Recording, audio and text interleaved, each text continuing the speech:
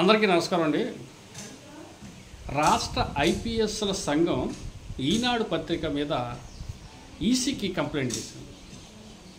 ఈనాడు పత్రికలో రాసే వార్తలు మా మనోభావాలు దెబ్బతింటున్నాయి వాళ్ళు రాసే వార్తలతో, కాబట్టి వాళ్ళ మీద కఠినమైన చర్యలు, శాఖాపరమైన చర్యలు తీసుకోవాలని చెప్పేసి ఈసీకి ఐపీఎస్ల సంఘం ఫిర్యాదు చేసింది.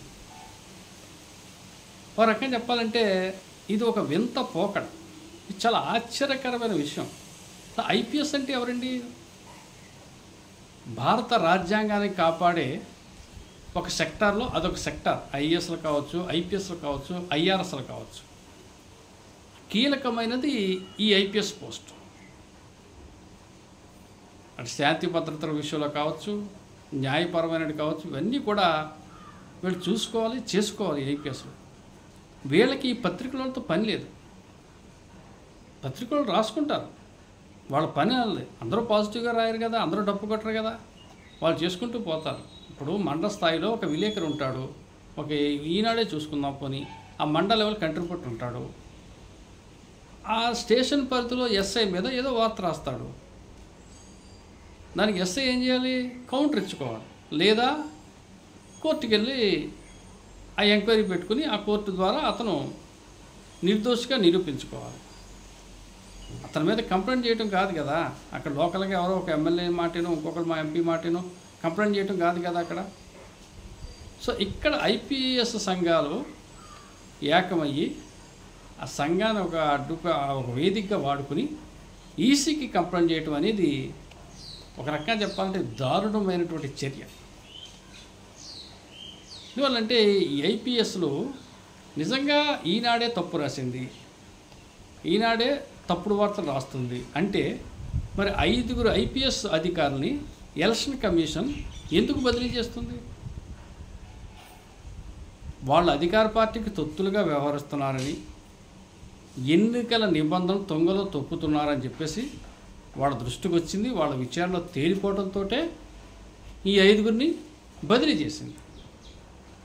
సో ఇటువంటి కేస్ స్టడీస్ అన్నింటినీ తీసుకుని సాక్ష్యాధారాలతో ఈనాడు మెయిన్లో వార్త రాశారు వాళ్ళు.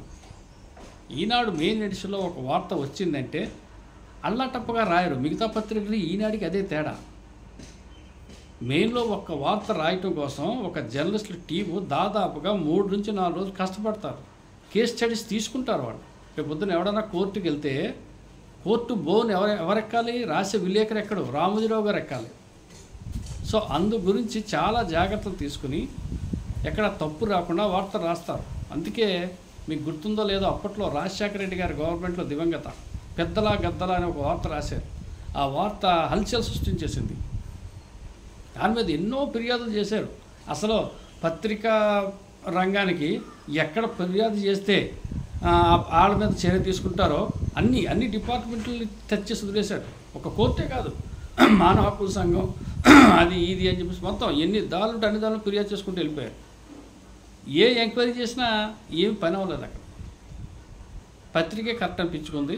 సో స్టాండ్ అయ్యారు. మరి ఆ విధంగా వాళ్ళు చేసుకున్నప్పుడు ఐపీఎస్ సంఘాలకి ఈ ఈసీ తోటి ఈ ఫిర్యాదు చేయడం అవసరమా? 2019లో తెలుగుదేశం పార్టీ గవర్నమెంట్ ఉన్నప్పుడు ఐజీగా ఐబి వెంకటేశ్వరరావు గారు పనిచేసేవారు. ఆయన ఇలాగే టీడీపీకి అనుకూలంగా పనిచేశాడు. అప్పుడు సాక్షిలో వార్తలు వచ్చాయి, డిపార్ట్మెంట్కి వ్యతిరేకంగా సాక్షిలో వార్తలు వచ్చాయి. వాళ్ళు టీడీపీ తొత్తులని, పసుపు చొక్కాలు వేసుకున్నారని, తెలుగు తమ్ముళ్ళకితో చట్టా పట్టా తిరుగుతున్న రకరకాలుగా సాక్షిలో కథనాలు వచ్చాయి. కానీ అప్పుడు మరి ఏమైపోయింది సంఘం? అప్పుడు ఎందుకు ఈసీ కంప్లైంట్ చేయలేదు? ఇప్పుడు ఎందుకు చేస్తుందంటే ఇప్పుడు గవర్నమెంట్ ఇన్ఫ్లుయెన్స్ చేస్తుంది, అప్పుడు చేయలేదు. అంతే కదా మనం అనుకోవాల్సింది. ఇది చాలా దారుణమైనటువంటి విషయం. ఇది ఐపీఎస్ సంఘాలకు ఒక పత్రిక మీద ఫిర్యాదు చేయటం అనేది చాలా దారుణం. ఎందువల్లంటే పత్రిక స్వేచ్ఛ ఉంది. వాళ్ళు రాస్తారు, వాళ్ళు రాసుకుంటూ పోతారు. నిజంగా తప్పుడు వార్త రాస్తే కంప్లైంట్ పెట్టుకుని ఎంక్వైరీ చేయించుకోవాలి. ఈసీ కంప్లైంట్ చేయించడం కాదు. ఆ రాసిన వాళ్ళ మీద డెస్క్కి కంప్లైంట్ పెడితే వాళ్ళు ఎంక్వైరీ చేస్తారు. ఈనాడు వాళ్ళు కూడా వదలరు. మండల స్థాయి విలేకరి, ఆ విలేకరి ఒక 20 ఏళ్ళు 25 ఏళ్ళు ఆడి దగ్గర గొడ్డు చాకరీ చేసినా అతని మీద కంప్లైంట్ ఎవరో దారైపోయే దానే చిన్న ఆకాశరామని ఉత్తరం రాసి పాడేస్తే వాళ్ళు ఎంక్వైరీ చేసుకుంటారు. అయ్యో వీడు ఇన్నేళ్ళు మన దగ్గర పనిచేసే వాళ్ళ కనికరం ఉండదు. ఈనాటి వాళ్ళకి జాలి దయ కనికరాలు అలాంటివి ఏమి ఉండవు, సెంటిమెంట్స్ కూడా ఉండవు. రామోజీరావు అనే వ్యక్తి చెప్పాలంటే అతను వ్యక్తి శక్తి అంటారు కానీ మెంటలీగా అయితే అతను కరెక్ట్ అయిన వ్యక్తి కాదు. అతను స్వార్థాతం చూసుకుంటాడు. అతను స్వార్థాన్ని కాపాడుకునే విషయంలో ఎంతోమంది గాలిలో కొట్టుకుపోతూ ఉంటారు. ఆయన పట్టించుకోడు. కొట్టుకుపోవడం కరెక్ట్ అనుకుంటాడు అతను. చాలాసార్లు ఈనాడు చెప్తూ ఉంటారు, మీరు రాసే వార్తకి ఒక అధికారాన్ని సస్పెండ్ అవ్వాలయ్యా అంటారు. అవితేనే మీరు క్లిక్ అయినట్టు, అక్కడ అవితేనే మీకు పేరు వచ్చినట్టు అంటారు. అదేంటి మనం అనుకుంటాం అధికారం సస్పెండ్ అయితే ఆ కుటుంబం రోడ్డు పడుతుందని మనం ఆలోచిస్తాం, కానీ వాళ్ళు అలాగ ఆలోచించారు. నేను అందులో పనిచేశాను కాబట్టి అంత డైరెక్ట్గా మీకు చెప్పగలుగుతున్నాను. వాళ్ళు అలాగ ఆలోచించారు. మన పత్రిక ప్రతిష్ట కోసం అవసరమైతే అధికారాన్ని సస్పెండ్ చేయించాలి. మనం ఈనాడు కథనానికి స్పందనతో అక్కడ ఎండిఓ సస్పెండ్ అయ్యాడని వార్త వస్తే మన పత్రిక అక్కడ రిపోర్టర్గా నీ పేరు కలకాలం ఉంటుందని చెప్పేసి వాళ్ళు నూరికి వస్తారు. సో అటువంటి ఈనాడు పత్రిక వార్తలు రాసే విషయం చాలా జాగ్రత్తగా ఉంటుంది, చాలా జాగ్రత్తలు తీసుకుంటుంది. అందులోని మెయిన్ ఎడిషన్లో వార్త అంటే మరి బ్యూరో లెవెల్ వ్యక్తి, బ్యూరో లెవెల్ చీఫ్ రాసే వార్తలు. సో వాళ్ళు రాసే వార్తలకు తప్పుపడుతూ ఈసీకి కంప్లైంట్ చేయటం మనోభావాలు దెబ్బతిన్నాయి. ఏం మనోభావాలు దెబ్బతిన్నాయి? వెళ్ళి మనోభావాలు దెబ్బతినే విధంగా వాళ్ళు ఎక్కడ వార్తలు రాశారు? నిజంగా వాళ్ళు తప్పుడు వార్త అయితే ఈ 5 ఐపీఎస్లు ఎందుకు బదిలీ చేస్తుంది ఎలక్షన్ కమిషను? చేయదు కదా. అది వీళ్ళలో తప్పులున్నాయి, లోపాలున్నాయి, ఎత్తి చూపారు. సో మాలో తప్పు ఎక్కడుందని చెప్పి కౌంటర్ ఇవ్వండి. అదే పత్రికకి మేము చేసిన తప్పు ఏంటని చెప్పేసి మీరు కౌంటర్ ఇవ్వండి. అంతేగాని ఈసీకి కంప్లైంట్ చేసి మీరు మళ్ళీ గవర్నమెంట్ ఇన్ఫ్లుయెన్స్ని ఉపయోగించడం అనేది ఇదైతే రాష్ట్రంలో పోలీసు వ్యవస్థ మీద కాస్త జనం కొంచెం అటు ఇటుగా మాట్లాడే అవకాశానికి ఇచ్చారు. ఎందుకంటే పోలీసు వ్యవస్థ అంటే చాలా గౌరవం, చాలా గౌరవం. పోలీసులు అంటే గ్రామాల్లో పోలీసుని చాలా గౌరవిస్తారు ప్రజలు. ఎందుకంటే పోలీసు వ్యవస్థ లేకపోతే ఈరోజు రాష్ట్రంలో చాలా చోట్ల చాలా అల్లలు జరుగుతాయి. ఒక గ్రామంలో ఒక జాతర జరిగిందంటే కనీసం అక్కడ 2-3 కానిస్టేబుల్స్ లేకపోతే ఆ జాతర సజావుగా సాగనివ్వరు.